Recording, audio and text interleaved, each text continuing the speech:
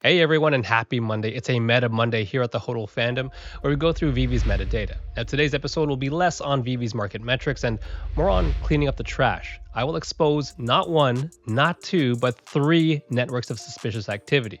But before we get into the details of all that, and if you're new to my Meta Monday series, it's important to understand why this type of investigation is needed to claim bots or fraud, and not simply just looking at the market listings. Now, I proved that small wallets do not equal new wallets, which is part of the theory that all bots are newly created wallets. They land the drop and then they sell off the collectible. Now, I think it was Meta Monday episode number 3 where I went into details on the Miles Morales drop, proving that that was the case. So you can go there, rewatch that episode, and see that proof for yourself. Also, all wallets start as private wallets. So when we see a private wallet listing on the market, we can't just claim it's a bot. Yes, most bots are private and small, but all private and small wallets are not bots. It doesn't work that way around. Making those claims by simply looking at the market, no offense, but that's easy and filled with assumptions. Now, let me be very clear, in no professional environment can you make such serious claims with those kinds of assumptions. You need to do the work and you need to do the investigations. Going into each wallet and seeing the abnormal activity, it does take time. Doing the investigations that I do, it is work. And that's why most people don't go to this level, but I do feel it's needed because the claim is pretty serious. So let's dig into network number 1 to show you that clear abnormal behavior. First, we have token 81222268, which is that Wookiee comic, and it was purchased by one of the bigger main wallets in this network, 90BF. I'll throw the transaction up on screen so you can follow along. This was at 5:34 p.m. on February the 3rd. For the next 30 minutes, there were 18 back and forth transactions between the main wallet in this network, D47D, and other wallets that do appear multiple times throughout. That's one transaction every 1 minute and 40 seconds. Now, let me take a second to highlight how difficult this is in a normal environment.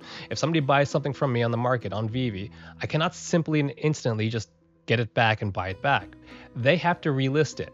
Then I have to hope that nobody else buys it, so that means that the person is listing it at a high enough price, but not too high from the average, so that it doesn't get flagged by Veve's internal detection protocols. Only then can I buy it back, but it has to be that exact same one. So to do that within 1 minute and 40 seconds, 18 times in a row, is a clear coordinated effort, and these are clearly related accounts. This back and forth happens over and over again. The next batch of activity occurs on February the 5th between 1:15 and 1:25 p.m. There are 10 more transactions involving this main wallet. So that's even quicker than before. That's one transaction per minute. The same back and forth happens between these clearly related accounts. On February 18th between 7:23 and 7:34 a.m., the same thing happens, but the mule gets dropped off at a second main wallet, which is the original purchaser of this token from the market in my analysis here of the 2023 data. I guess this guy went and got breakfast because he comes back at 10:43 later that morning, and for the next 36 minutes does 25 back and forth transactions, leaving the token with wallet 7382 where it currently resides. Now let me take a moment to explain why these accounts are doing this. They're probably moving gems around. Now we don't know if it's consolidation of gems to a main account or if it's distribution of gems to avoid having to use a credit card, thereby linking the real world culprit to the operation. Now we don't know which one it is because we don't have the dollar amounts just yet. Since account merging can only take place between non-KYC'd accounts, I'm willing to bet that these accounts were KYC'd with fake IDs, which is pretty easy and cheap to do, just so that they could land drops, and they're doing this so they can move the gems around. Now, why don't these accounts funnel or consolidate gems in one single transaction? Well, without the dollar amounts, I can't say for sure, but my guess is one single large transaction will get flagged, especially if it sells well above the average price of the token. If this common comic sells for 10,000 gems, for example, I'm sure it will get flagged by Veve's internal detection protocols. Let's move on to the next network of activity, and that involves token 8649098. Now, the strange activity starts on February the 17th when it's purchased by wallet FEE1. It sits there for a day, and the fun begins the next day at 2:56 a.m. It's funny to see the timing of this network operator. There is back and forth transactions with the first main wallet, FEE1. He takes a 40-minute break, and I guess he picks up phone number 2 and does the same back and forth with his second main wallet, B582. He then takes a 14-minute coffee break and then does the same thing with his third main wallet, 0B79. Now it's finally transferred to account 1AAC where it currently resides. 21 transactions, 3 main wallets, and a bunch of other clearly related accounts involved here. This isn't the biggest web that we found, but it is, again, clear activity that this is not normal or possible in regular circumstances, and these wallets should be flagged or worse by Veve. Let's move on to the third network, and that involves token 8696282, purchased on February the 18th by wallet 0E7C. There are some back and forth transactions, again in batches, and within each batch, the transactions average 1 per minute, with a handful of transactions taking as little as 30 seconds. That is impossible without being a clear, coordinated effort. Now, this network has fewer main wallets, but the timing and the fact that there are some main wallets in this paper trail, those are the dead giveaways here.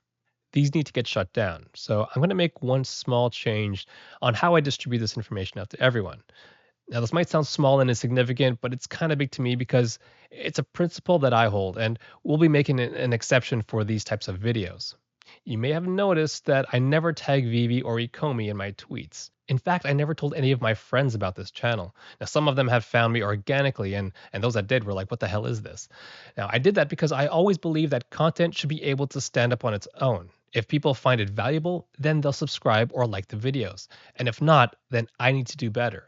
I do not believe in the inorganic growth, tagging Veve or Ecomi or other people, hoping that they retweet me and blindly follow or blindly subscribe. This changed when I saw Mitch's tweet a few weeks ago, and I realized my message and my work may not have permeated through to the Ecomi team. So I sent him links to some of my past videos. So I'm changing this going forward for these fraud-specific videos. Now, it sounds like such a small thing, but it's big to me because it's a change in my ethos as a creator. But it needs to be done for the greater good. So Mitch, I'm tagging you, and if you're watching, here's network number 1, 59 transactions, 17 wallets. Here's network number 2, 15 wallets, 24 transactions. And here's network number 3, 20 wallets, 26 transactions. Screenshot them, look into them, do your due diligence, and then take out the trash. Thanks for watching.